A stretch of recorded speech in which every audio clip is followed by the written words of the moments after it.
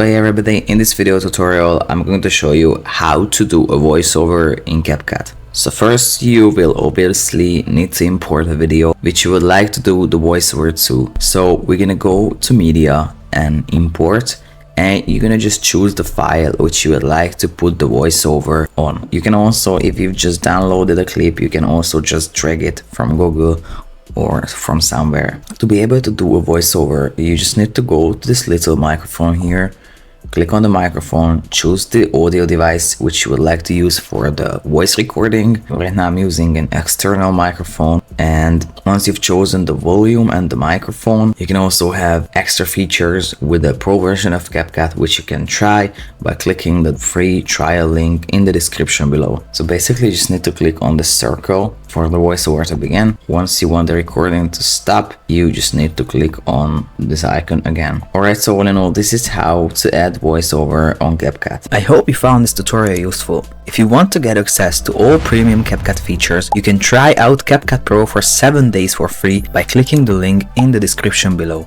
Also, check out our Capcut video editing for beginners ebook that you can also download for free. And last but not least, have a look at our other video editing tutorials, resources and deals in the video description as well.